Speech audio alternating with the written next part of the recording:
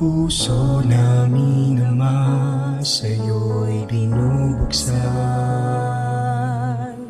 huminging lunas sa aming mga kasalanan. Hugasan mo ang lahat ng karugihan sa ngalan ng iyong anak. Kami ay pakinggan.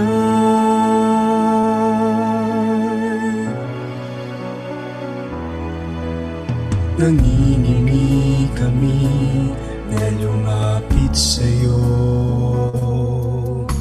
nahihiya man lang na sambitin pangalan mo.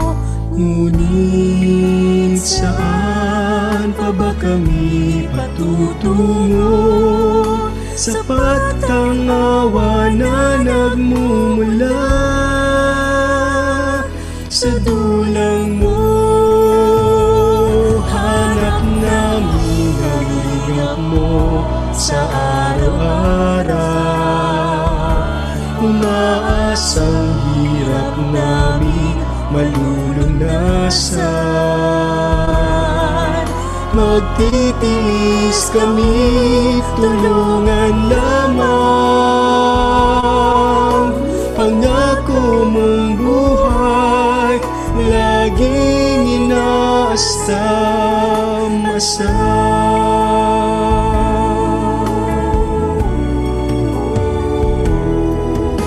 Tulungan mo kami na makapagtapat sa aming tungkulin na sa'yo ay tinanggap. Nawa'y manatili kung paano mo tinawag. Sa piling mo ligaya ay aming malalasap. Hanap namin ang hingap mo sa araw-araw. Umaasang hirap namin malulunasan. Magtitiis kami, tulungan lamang.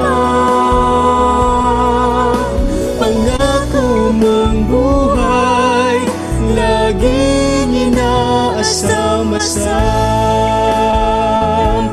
Inaasam. Hanap namin ang hirap mo sa araw-araw. Umaasang hirap namin malulunasan. Pagtitiis kami, tulungan lamang. Pangako mong buhay, laging inaasam-asam.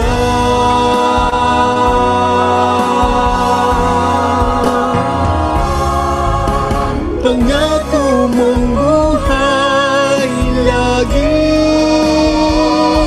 inaasam-makamtan.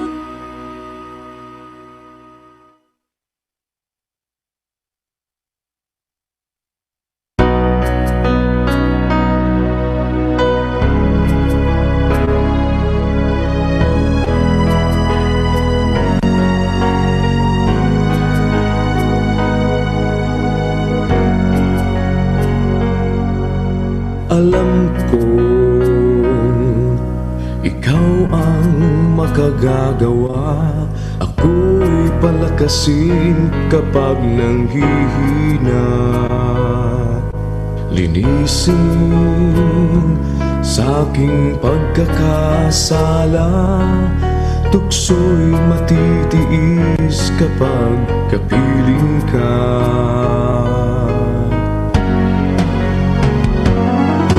Ang lakad ko, Ama, ay ituwid, tulungang piliin banal na pag-ibig.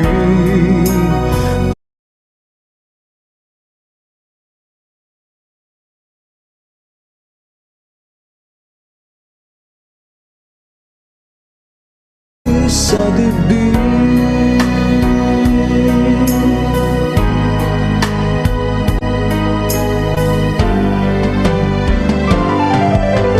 ako ay natatakot baka isang araw puso'y maghanap ng ibang pagmamahal. Hawakan mahigpit aking mga kamay, huwag mong pabayaan ako'y makabitaw.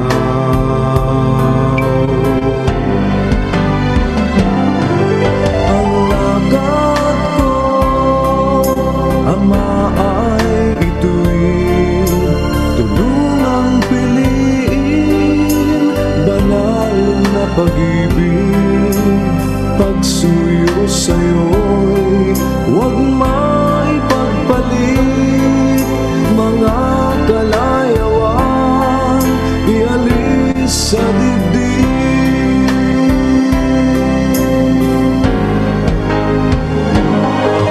Ang lakad ko, Ama, ay ituwid, tulungang piliin banal na pag-ibig.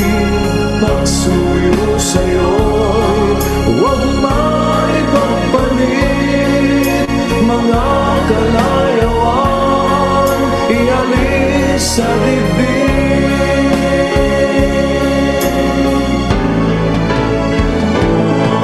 Ang lakad ko, Ama, ang ituwid, tulungang piliin banal na pag-ibig. Pagsuyo sa'yo'y huwag maipagpalit, mga kalayawan ialis sa dibdib.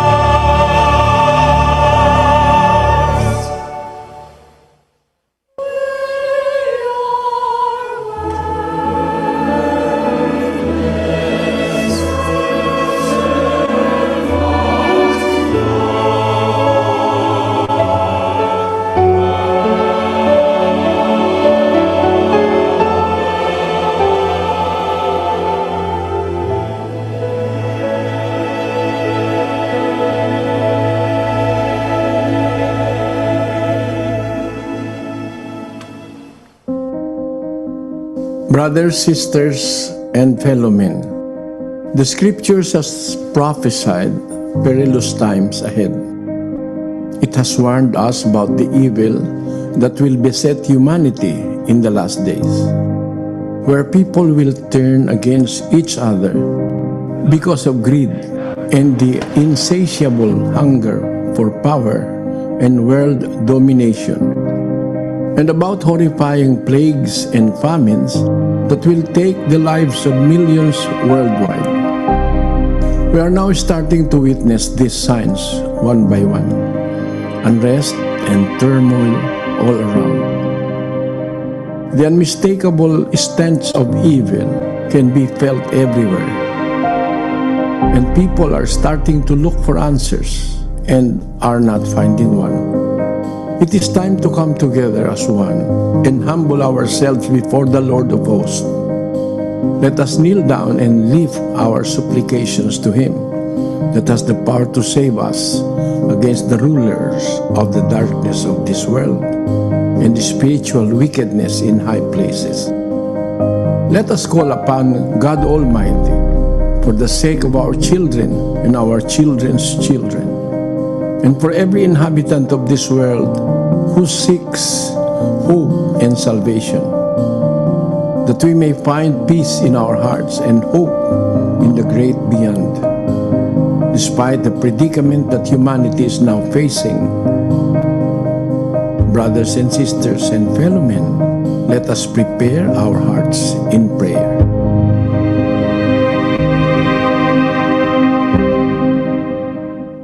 Sama-sama po tayong mananalangin, mga kapatid, mga kababayan. Ama naming nasa mga langit, sa pangalan po ng aming Panginoong Hesukristo, muli kaming sama-sama, Ama, na lumalapit sa iyo. Iba't ibang mga lahi man kami at mula sa iba't ibang mga samahan. Buong puso po kaming naniniwala. Meron kaming Diyos na may hawak ng aming mga buhay. Nagpapasalamat po kami sa iyo, Panginoon. Lumipas ang maghapong paggawa. Patuloy mo kaming iniingatan. Patuloy mo kaming pinagkalooban ng lahat ng aming mga kailangan. Salamat po sa hindi mabilang na mga kabutihang loob na patuloy mong ginagawa sa aming mga buhay. Muli kaming nakikiusap, nagmamakaawa, patungkol po sa aming kalagayan sa kasalukuyan. Palala ang sitwasyon. Marami ang nawawala ng pag-asa. Dulot ng salot na lumalaganap sa aming panahon. Panginoon, sana po tulungan mo kaming lahat na sa gitna ng mga panganib na ito ay makapagpatuloy kami makasunod sa iyong mga banal na kautusan. Ipahintulot mo po sanang habang may buhay at lakas na ipinagkakaloob po sa amin, makapanatili kaming magtiwala sa iyong magagawa. Ang amin lang po, Ama, sana loobin mo po na ang mga pangyayaring ito ay magbukas ng maraming mga puso ng aming mga kapwa-tao. Magbalik loob sa iyo at kumilala sa iyong kapangyarihan. Kaawaan mo po ang maraming naligaw ng landas, nalulong sa sari-saring mga kasamaan ng sanlibutan.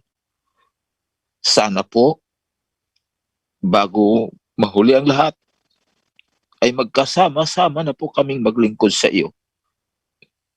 tulungan mo po ang mga manggagamot, mga frontliners na humaharap sa panganib, makaganap lamang ng kanilang mga tungkulin. Ingatan mo silang lahat. Pagpalain mo rin po ang mga nagkakawang gawa, nag-abot ng kanilang may tutulong sa mga nahihirapan. Tulungan mo rin ang mga namamahala sa mga bansa na sana ay malingap nila ang lahat ng kanilang mga nasasakupan. Panginoon, sana po ang lahat ng kalikuang nasumpungan mo sa amin, ipatawad mo po, patawarin mo kaming lahat. Ngayong pinatawad na po namin ang mga nagkasala sa amin. Minsan pa, sa iyo pong makapangyarihang mga kamay, amin pong inilalagak sa iyo ang lahat ng aming mga kabalisahan sa buhay na ito. Amin pong itinitiwala sa iyo, Ama, ang aming buong buhay, ang aming mga kapalaran. Bahala ka na po sa aming lahat. Mangyari ang kalooban mo sa amin. Salamat po, Ama, sa iyo mga pagmamahal. Salamat po sa pangalan ng aming Panginoong Hesukristo. Amen.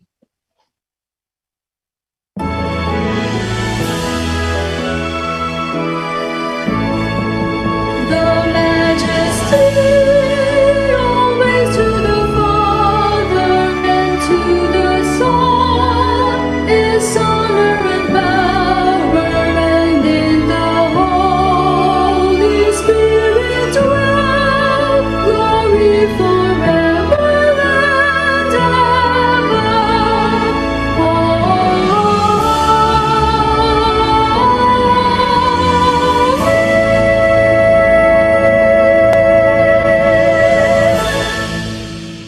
At muli, tanggapin natin ang pag-ibig ng Diyos amang nasa mga langit, ang biyaya ng pagpapagaling at pagliligtas ng ating Panginoong Hesukristo, at ang patuloy na pakikipisan ng Santong Espiritu ay siya nawang gumabay sa ating mga puso, lalong-lalo na sa ating mga anak, magpakailan-kailanman. Amen.